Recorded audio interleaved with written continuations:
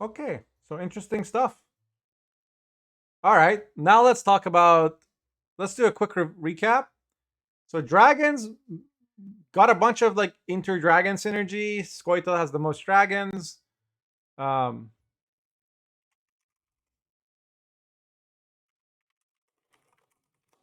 it'll be interesting to see if people play any dragon decks. I suspect there'll be like some unitless control-y ST deck with precision strike. That's what I see, or unitless with traps, something. Um, Acid Spit, huge buff. Kikimo Worker, quality of life change. Still a bad card, still block Sabbath, but you know.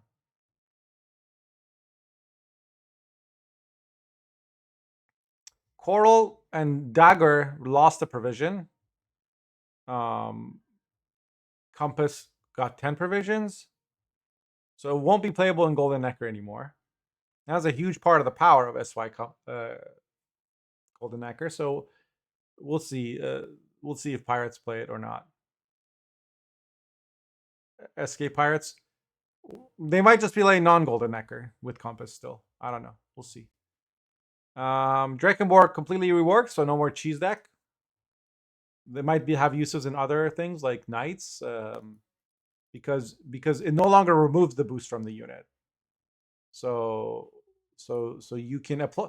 Basically, you boost the unit in deck, you summon it, it's still boosted, and then you however much it was boosted by, you apply as vitality to something else like a Pastodi or a Tridam or something else that benefits from vitality or boost.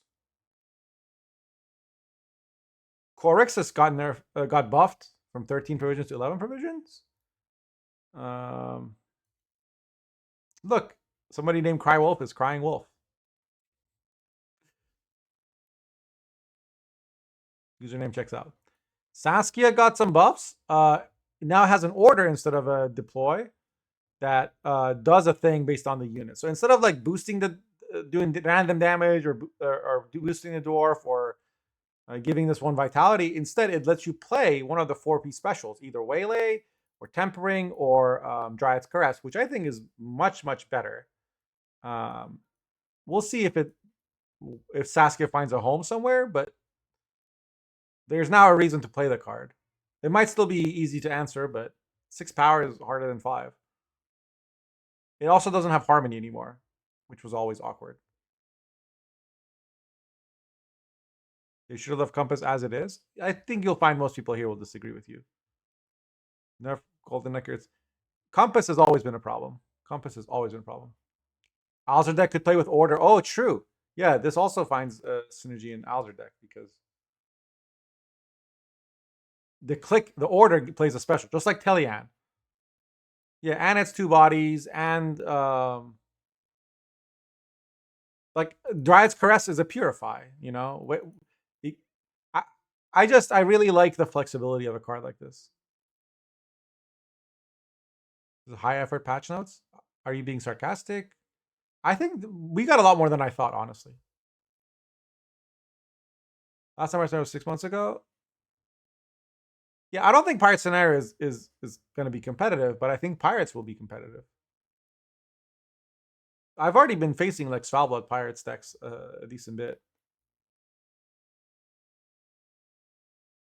Maybe it's OP, but it's fun. Not for the opponent. I don't like having like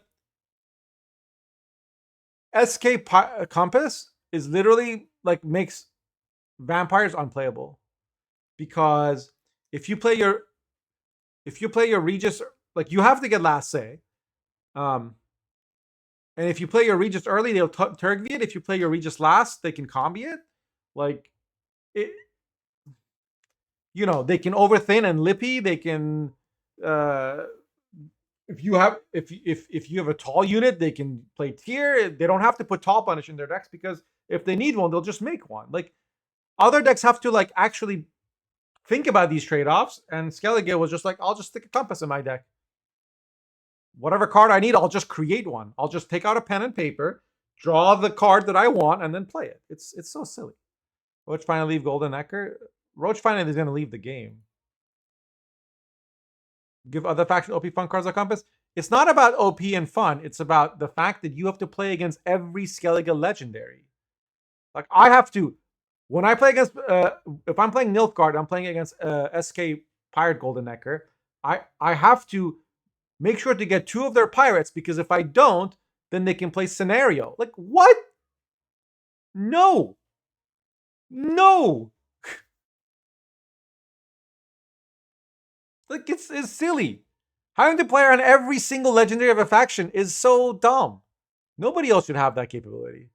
Hey Manu, how's it going? Like decks, deck building in a CCG is about choices. You choose what to put in the deck and what not to put in the deck. If I take out Zoltan and I put in like Telian, I'm making a choice, right? I no longer have this short round, high tempo engine damage card, and instead I have this like consistency thing that also plays. That's a trade-off. If I took the both of these out and put in Compass and then picked which one I need depending on the situation, I haven't made a choice in deck building. I've made a choice not to have to choose. That's not a good design. It's not about fun, strength, anything. It's not about how strong it is, how cheap it is, how expensive it is. It's about the fact that you've taken a trade-off and made it not be a trade-off. Trade-offs are interesting. Trade-offs are how you show skill and strategy.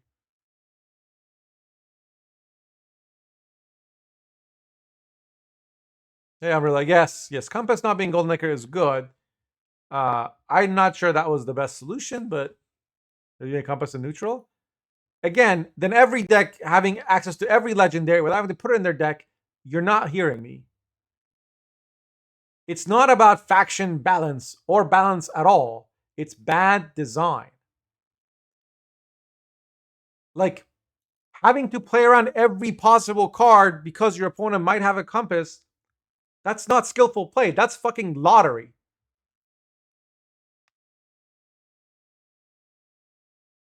I mean, okay, like now it's not in Golden Necker. Good.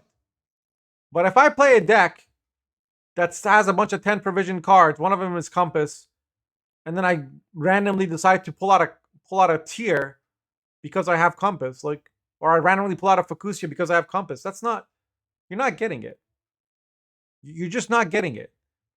Like, Gwent is built on provisions. That's the deck building cost of everything.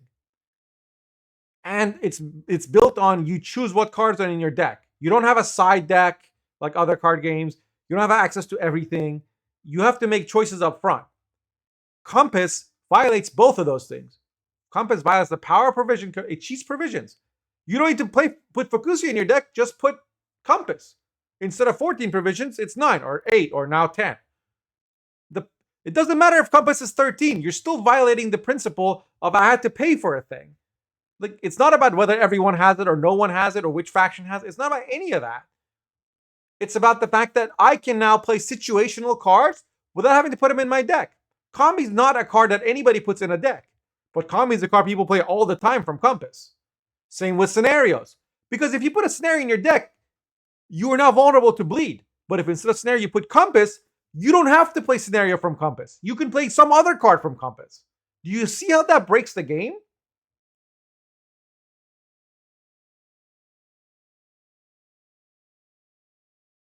All I'm hearing is you like it when you play Compass and it wins you the game. Like, you're not qualified to have a conversation about design or balance. You just want what you want. You're like a little kid who's like, I want ice cream. And we're like, well, we were just at the ice cream store. You said you didn't want one. Now we're in the car. You can't have ice cream. And you're like, but I want ice cream. I'm like, well, we can go back, but then we'll be late to the birthday party. He's like, no, I want the ice cream and I want it in the car right now. And I also want to go to the birthday on time. And I'm sorry, you can't.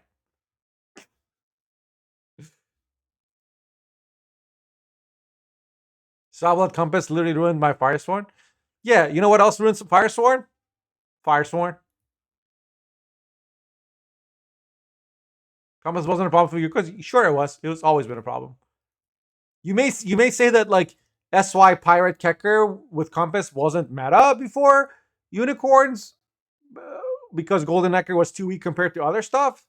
Maybe, but also that was when Tier was released, and some other cards, and so people were playing those other cards, or those cards are also OP because like Torres was replaying Skeleton. Like there's a lot of other things involved. Yeah, Pirate Kicker was meta before Unicorns. Pirate Kicker became meta as an answer to Nilfgaard and Slave 6. Syndicate doesn't play unicorns. Most people don't play unicorns anymore. They play a Roland.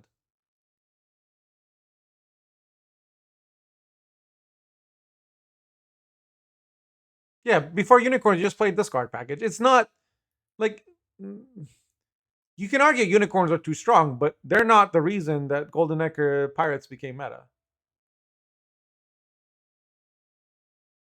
Look, Compass has a deck building cost in that it requires that you play 7th inning in your deck. And it can be disrupted by Nilfgaard and sometimes by others, but mainly just by Nilfgaard. But you also have some counterplay around that.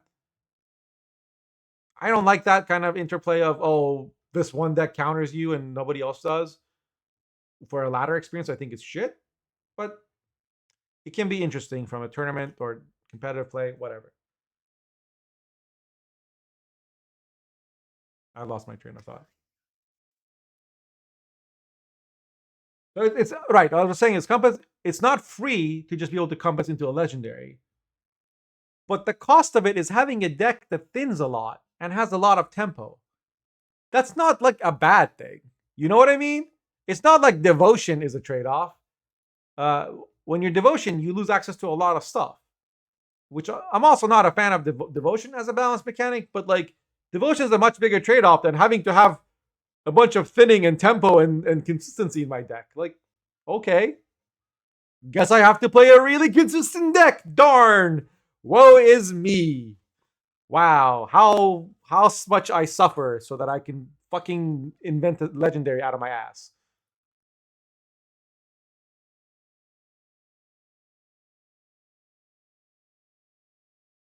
You're saying Compass was OP, but this other thing also sucks.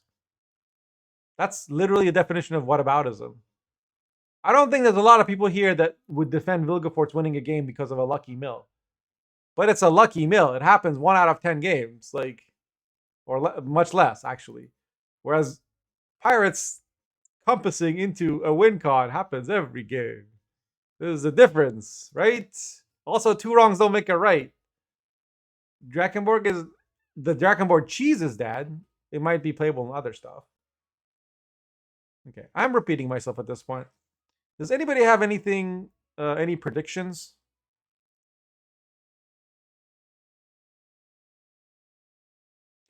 I love you too. It takes a big person to admit when they were wrong.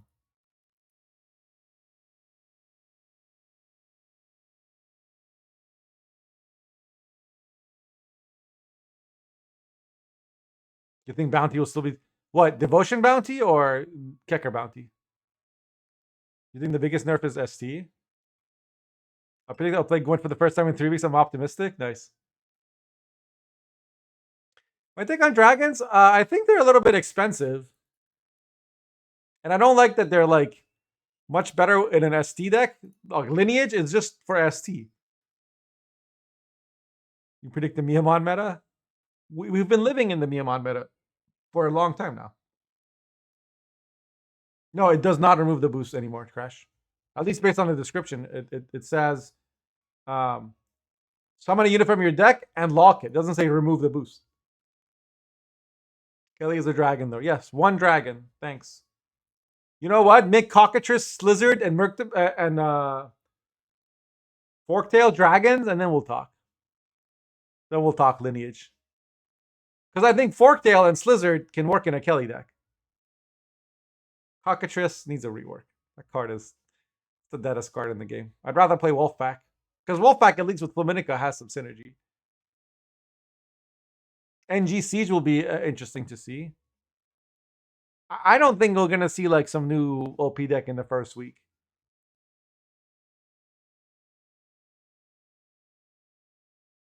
I tried Yen Boost by 2. It felt crept and like it's just a huge liability because it's only 10 provisions, and Nilfgaard can copy with Taurus.